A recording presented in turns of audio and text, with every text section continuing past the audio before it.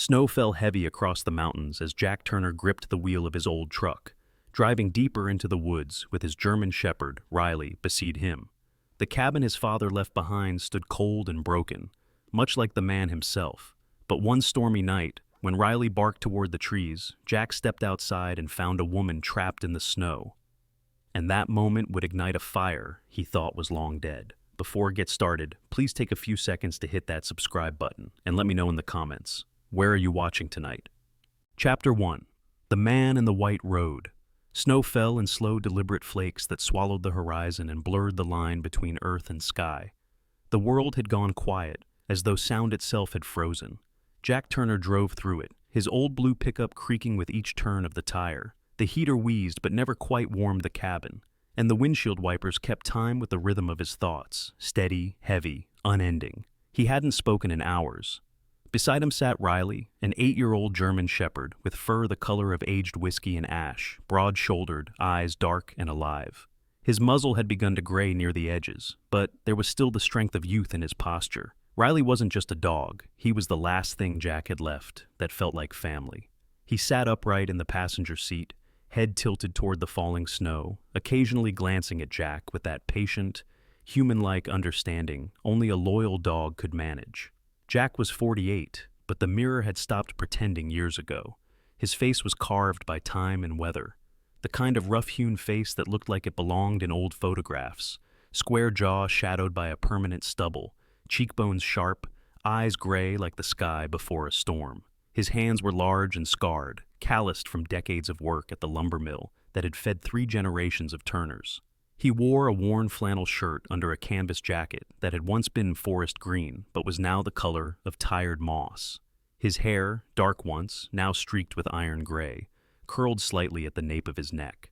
He looked like a man who'd been sturdy once but had started to rust from the inside out. 3 years ago, his wife, Laura, had been killed in a car accident on a rainy morning. She'd been driving to pick him up from the mill when a delivery truck crossed the line. She died instantly. The world ended quietly that day. No explosion, no scream, just silence. Jack had been sitting in a waiting room when they told him. He remembered the way the clock on the wall ticked and how the sound had never left him since. Then came the layoffs, the mill closing, and the foreclosure notices. Piece by piece, life folded in on itself until all that remained was him, the truck, and Riley. The road wound upward through a stretch of pines that looked black against the white. Jack hadn't been this way in over 20 years, not since his father's funeral. Daniel Turner had been a hard man, one of those fathers who didn't know how to say he cared. So he built things instead, tables, chairs, fences, and let his silence fill the rest. He had owned a small cabin deep in the forest near Silver Ridge, a place he'd called the only spot in the world that doesn't need fixing. Jack had always hated it, too far from the town, too full of ghosts. But now, with nowhere else to go, it was all he had left.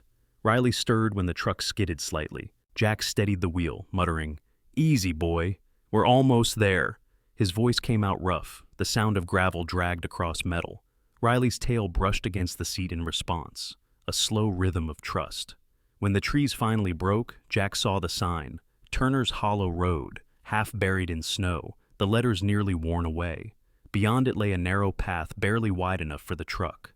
He followed it until the forest thickened again, the world shrinking to the width of his headlights. The cabin appeared suddenly out of the whiteness, gray and tired, roof sagging under years of neglect. The porch leaned forward like a man too weary to stand straight. Yet there was something stubborn about it, something that refused to fall. Jack killed the engine. Silence pressed in like a weight. Riley let out a low whine, as if sensing the hesitation in his master. Jack sat for a moment, staring at the house through the windshield. "Well," he said finally, his breath fogging the glass. "There she is, what's left of her." He opened the door. The cold bit into his face, sharp as a blade. Snow crunched under his boots, and the smell of pine and damp wood filled the air. Riley jumped down beside him, tail wagging, nose buried in the snow. For a brief second, watching the dog run circles around him, Jack almost smiled. The front steps groaned under his weight. The key, still hanging from a rusted chain around his neck, stuck in the lock before turning with a reluctant click. The door swung open on a gust of stale air. Inside, dust motes danced in the gray light. and the smell of rot mingled with something faintly sweet. Old cedar, perhaps. The cabin had 2 rooms and a loft, the kind of place built more for survival than comfort. Everything was covered in a fine film of age. A single chair sat near the fireplace, its cushions split open. On the wall hung an old photograph of Daniel Turner, hammer in hand, his face younger but just as stern. Jack ran his fingers along the edge of the table his father had built decades ago. He remembered being 12, sanding the wood under Daniel's watchful eye, his small hands aching. His father had said, "A man's worth is in the things that outlast him." Back then, Jack had believed it.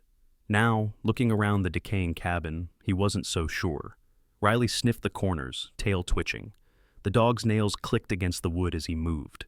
Jack dropped his bag by the door, crouched, and ruffled the fur behind Riley's ears. "Guess this is home for now," he murmured. The dog leaned into the touch, warm and solid, the one constant in a life that had unraveled. Jack gathered some firewood from the pile outside, though most of it was damp. He struck a match, tried twice, 3 times. Finally, a reluctant flame took hold, casting a weak orange light across the room. Shadows crept up the walls like memories. He sat back on his heels, listening to the crackle. The warmth reached him. Slowly, but it reached. He thought about Laura. The way she'd laughed with her whole face, the tiny scar near her lip from when they had built their first deck together, and she'd refused to let him handle the hammer. He thought about her last text, "Don't forget to grab milk." Ordinary words, carved into eternity. He closed his eyes and let the fire blur. Riley's low growl snapped him awake. The dog stood near the doorway, furs bristling, eyes locked on something outside. Jack frowned, listening. Wind? Maybe a branch. But then he heard it too, a faint rhythmic sound, not wind, not trees. Footsteps. Slow, deliberate, crunching over snow. Jack grabbed the flashlight from his pack, flicked it on, and moved toward the door. "Stay!" he ordered, though Riley edged closer, muscles tense. Jack opened the door to the storm. The night was white and empty. The beam of light caught only snowflakes and the shadow of the trees. Nothing moved, yet the sound continued. 1, 2, pause. 1, 2. It was coming from the side of the house. Jack circled the porch, breath rising like smoke.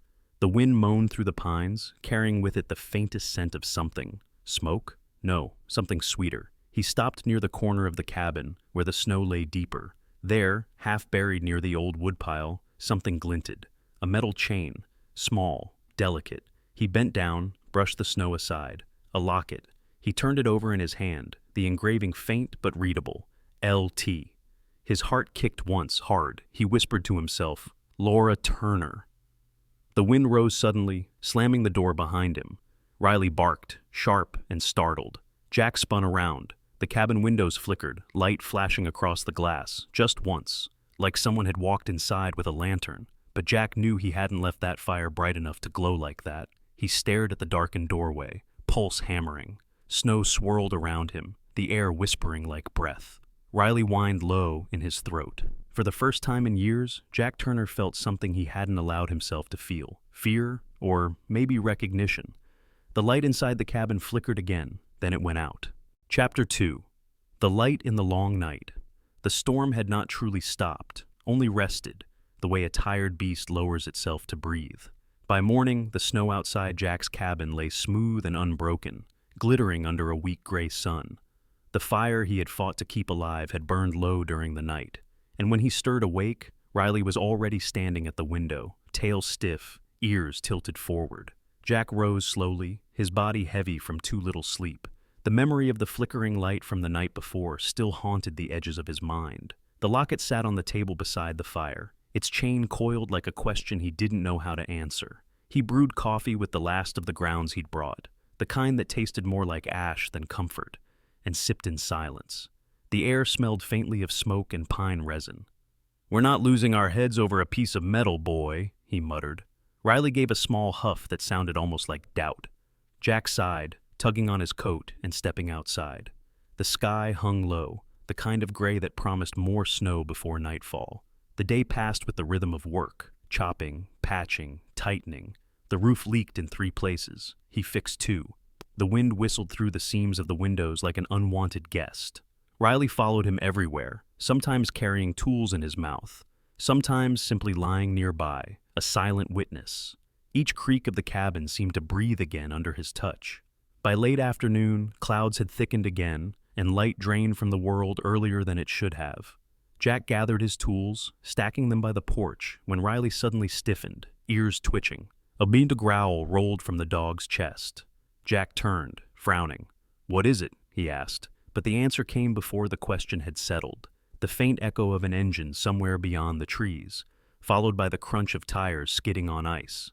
Jack grabbed his flashlight and headed down the narrow path, Riley trotting ahead. The forest thickened with every step, the air sharp and electric.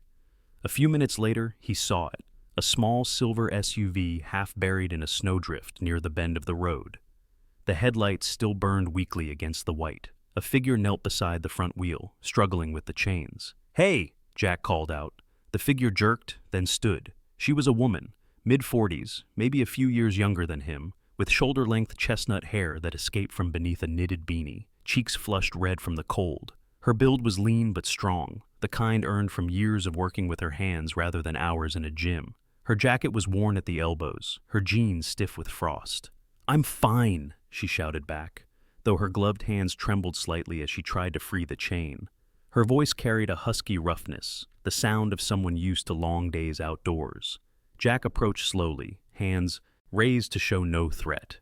"You're about as fine as that tire," he said, pointing to the frozen wheel. The woman looked up, eyes the color of green glass catching what little light remained. She hesitated, then exhaled a small laugh, more steam than sound. "Guess I could use a hand," she admitted. "Jack Turner," he said, crouching beside her. "Cabin's up that ridge." "Emily Carter," she replied, brushing snow from her gloves. "I run the Wildlife Rescue Center near Silver Ridge, or I did, until the road froze me out."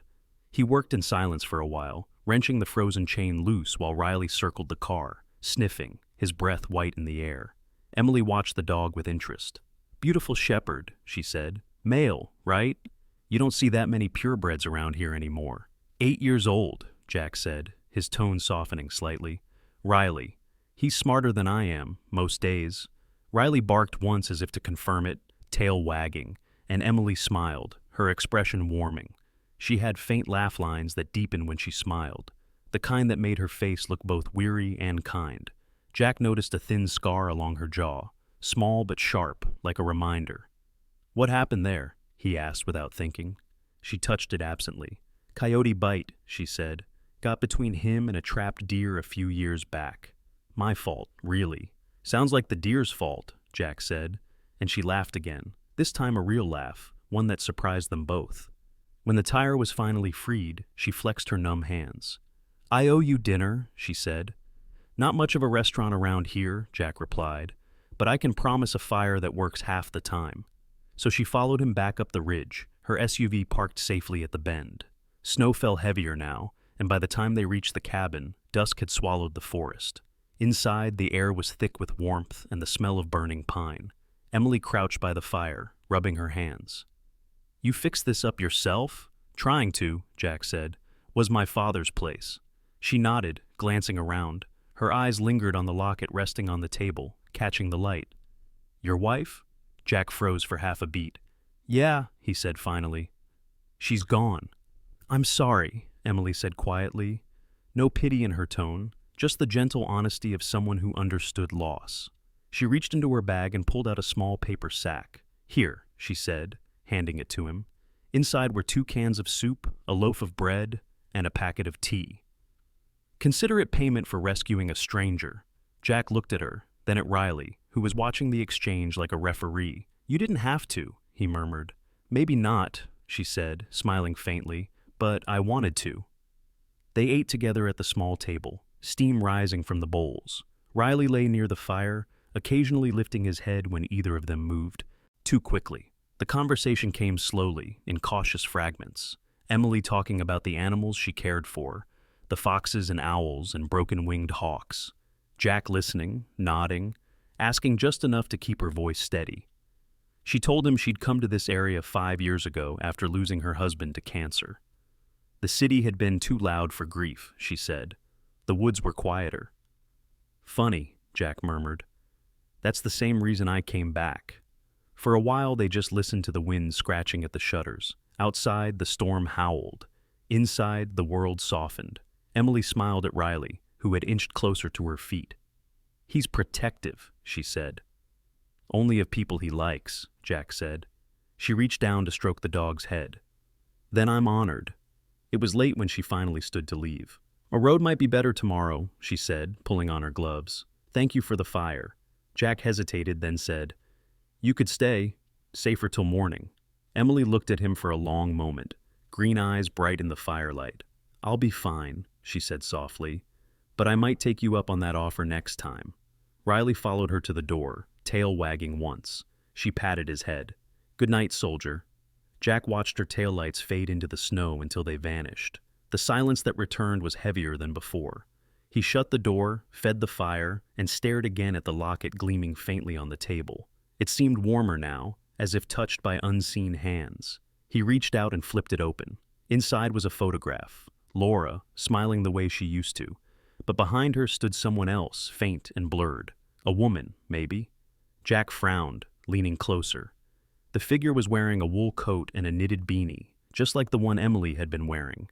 The wind outside rose and the fire snapped, throwing sparks into the air. Riley growled low, ears pressed forward, eyes fixed on the door. Jack whispered, "What the hell?" And then somewhere outside in the dark came a single knock, slow, deliberate. Chapter 3. The Secret Beneath the Floorboards. Morning came gray and reluctant, the kind that blurs into night without warning. Jack Turner woke to the soft rasp of wind pressing against the window pane and the steady rhythm of Riley's breathing by the hearth. The embers from the night's fire had died to dull red veins, barely glowing through the ash. He stretched, his back protesting, and for a long moment he simply sat there, listening. There was something about silence in a cabin that wasn't truly silent. It had texture, a pulse, a whisper beneath it. The memory of the locket's strange photograph still clung to him. He'd placed it back on the table, unwilling to look again, but unable to throw it away. "Dreams and tricks of the light," he muttered to himself. Riley's ears twitched as if disagreeing. Jack decided work was the cure for thinking too much. He picked up his hammer and went to the far corner of the main room, where the floor sagged slightly underfoot. The boards there had darkened with damp and time. He knelt, prying one up to inspect the damage. The smell that rose was of cold soil and rot, and something else, faintly metallic. Riley patted over, tail low, nose quivering. The dog scratched lightly at the exposed earth and whined. Jack frowned. "Easy, boy," he said, pulling another board loose. Beneath, the soil was uneven, as though disturbed before. When he reached down to clear it, his hand struck something solid. Wood. It took 10 minutes of digging to free it. A small cedar box, maybe the length of his forearm, bound with a rusted hinge and an iron clasp.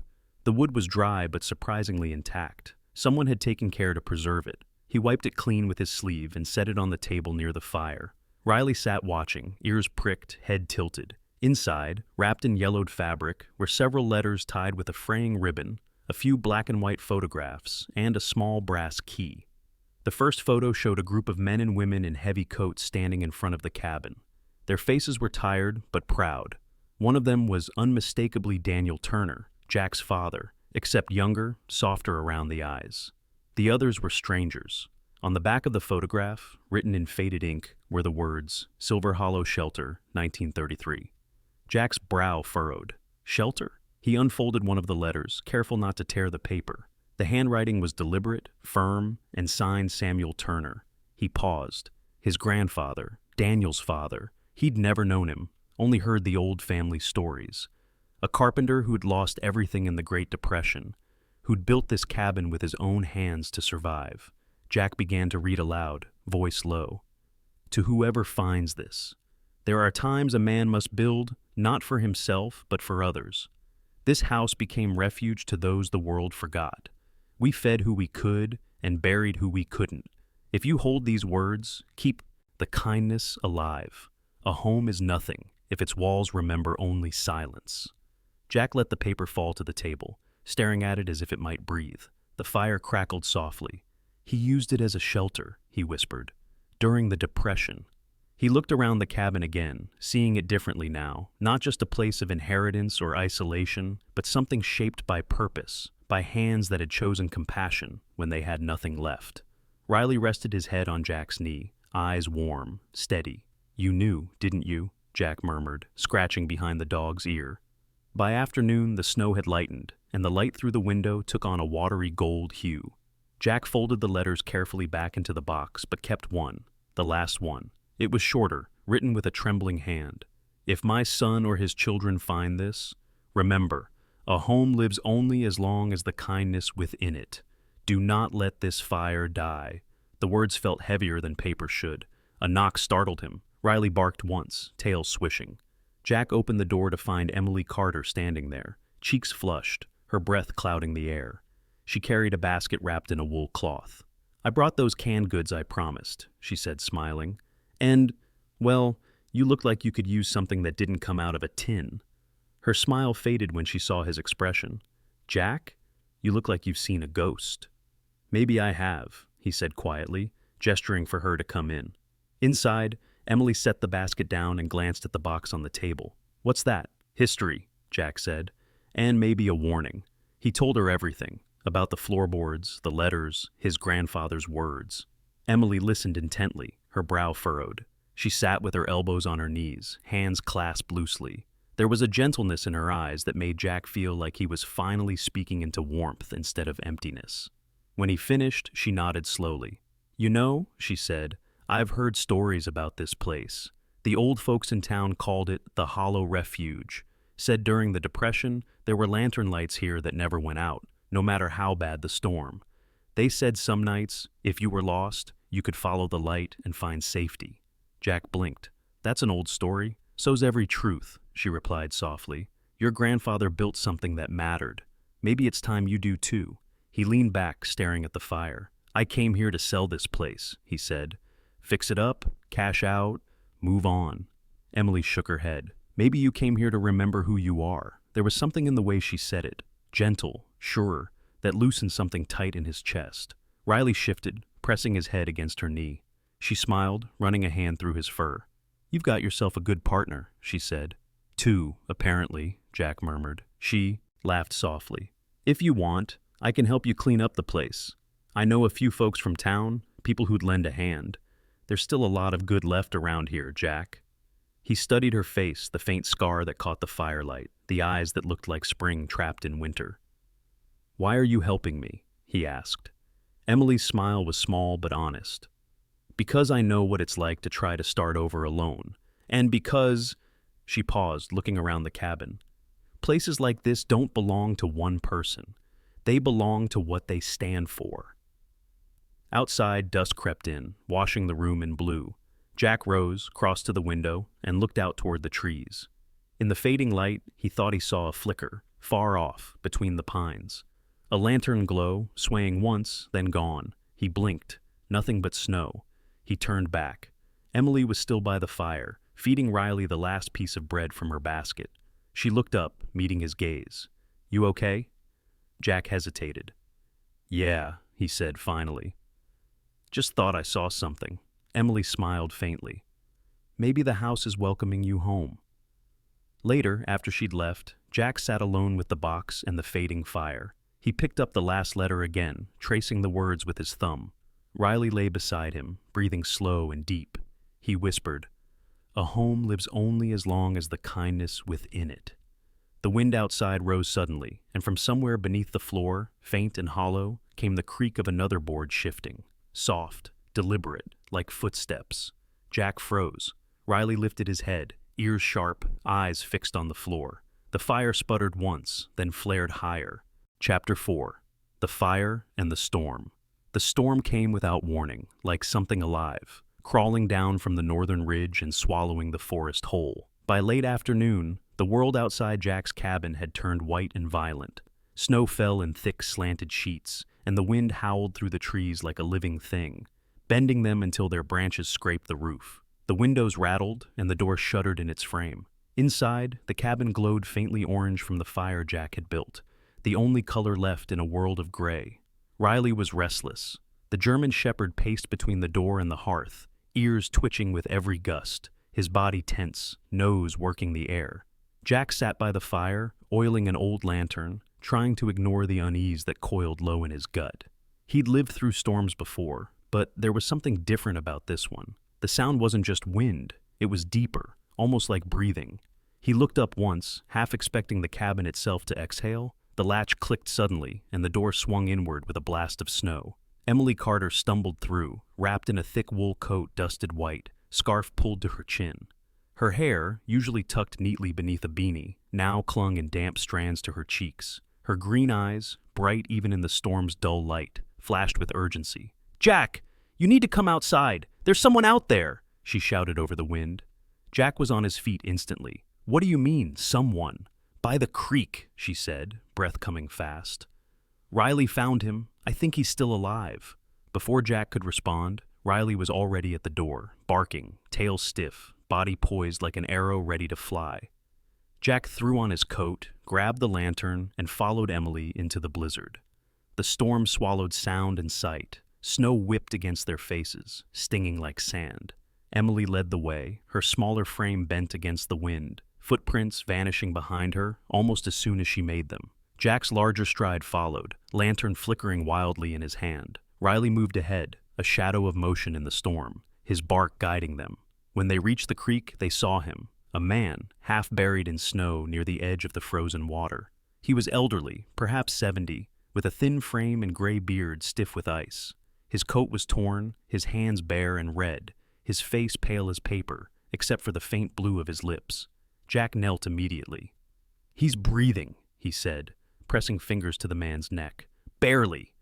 "Help me lift him," Emily urged, voice trembling more from fear than cold. Together they hoisted the man between them, Jack taking most of the weight. The stranger's body felt fragile, like lifting something that might break. Riley stayed close, whining softly. They struggled back to the cabin, the storm clawing at their heels. Inside, Jack laid the man near the fire, while Emily fetched blankets from the loft. The warmth of the flames painted color back onto their faces, but the old man's remained gray. Emily knelt beside him, her gloved hands moving with gentle precision. "Frostbite," she murmured. "We need to warm him slowly." She unwrapped his scarf and winced. The man's beard was tangled, his cheeks hollow. His eyes fluttered open for a second, pale blue and distant, like someone looking through the glass at another world. Jack poured water into a tin cup, held it near the fire until steam rose, then touched it to the stranger's lips. "Easy now," he said. The man sipped weakly, his gaze flicking to Riley. A faint smile tugged at the corners of his mouth. "Good dog," he rasped, voice hoarse as wind over gravel. Riley whined and pressed closer, curling against the man's legs, radiating warmth. Jack watched in silence as the dog stayed there, unmoving, eyes heavy but alert. Emily looked at Jack over the fire. "He wouldn't have lasted another hour," she said softly. Jack nodded, but his mind was far away, on the letters from his grandfather, on the line that said, "A home lives only as long as the kindness within it." He glanced at the stranger, at Riley, at Emily. The cabin seemed to hum faintly, the wind outside blending with the crackle of the fire until it sounded like breathing, steady, calm, alive. Hours passed. The storm raged on.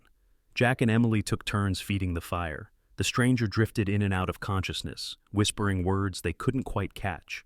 Once he mumbled a name, Silver Hollow, lights, and Emily froze. "You heard that?" she whispered. Jack nodded. "He knows this place." When the wind reached its fiercest, the fire suddenly flared higher, burning bright enough to cast long, shifting shadows along the walls. For a heartbeat, Jack thought he saw silhouettes, figures standing behind the stranger, faces faint in the light. A woman with braided hair, a man holding a lantern, a child wrapped in a blanket. They flickered and vanished as quickly as they had appeared. Emily turned sharply, eyes wide. "Did you see that?" Jack hesitated. "No," he said, but his voice wasn't convincing. Riley lifted his head and barked once toward the window, then settled again, pressing himself tighter against the old man. The hours crept by. Outside, the storm finally began to weaken. By dawn, the wind had softened to a whisper. Pale light crept through the frosted windows. The fire had burned low again, its flames tired but steady. The old man stirred. His eyes opened, clear now, though rimmed with exhaustion.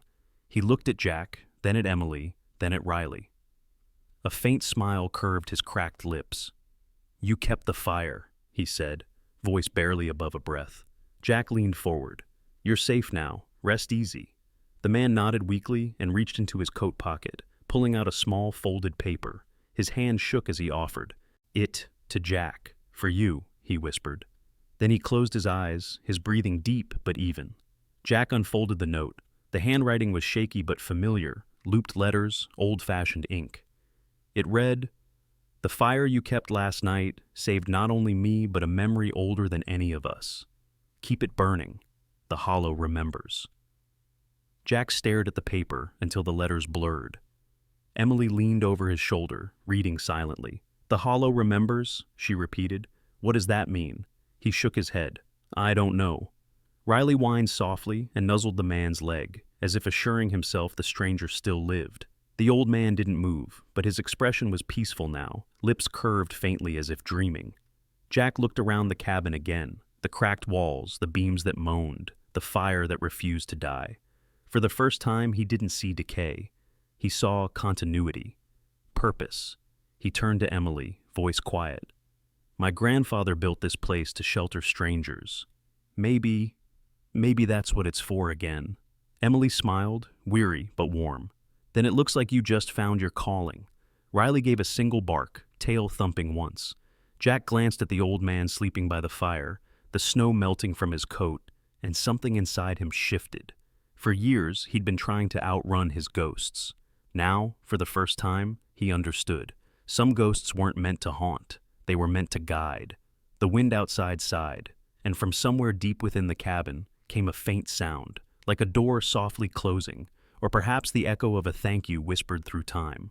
Jack looked up sharply, but there was no one there, only the firelight, warm and alive. He exhaled, a small, disbelieving laugh escaping his chest. "Guess the house is awake," he said. Emily smiled. "Then let's keep it that way." Chapter 5. Spring and the New Beginning. Winter loosened its grip slowly, as though reluctant to surrender. The snow melted in quiet streams that ran beneath the pines, carrying whispers of thawing earth. Jack Turner stood outside the cabin one morning, breathing in air that no longer bit his lungs. The world smelled of pine sap and wet soil, and for the first time in years, he felt the faint pulse of something like peace. The cabin that had once been gray and broken now looked alive again, its walls repaired, its roof mended, smoke curling softly from the chimney. Riley trotted through the yard, his coat glossy in the sunlight. He barked once, chasing a butterfly that fluttered lazily near the fence, his paws leaving muddy prints where snow had been just days before. Jack watched, smiling faintly. "Go on, old boy," he said. "The place is yours." Inside, Emily Carter was humming softly. Sleeves rolled to her elbows as she wiped down the kitchen counter.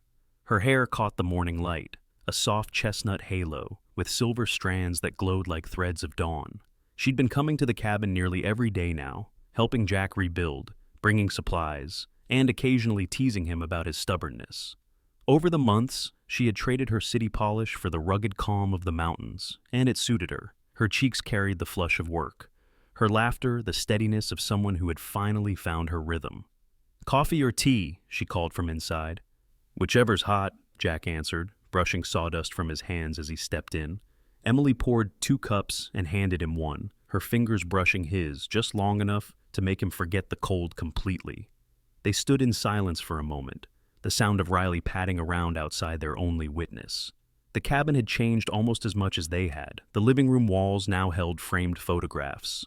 The letters of Samuel Turner and the old pictures of the 1930s shelter carefully preserved behind glass. A small wooden sign hung above the mantel, hand-painted in Emily's neat script, "The Pine Haven." Beneath it, the fireplace crackled softly. Jack ran his hand over the back of a newly sanded chair. "Can't believe we pulled it off," he murmured. Emily smiled. "You didn't just fix a house, Jack. You brought it back to life."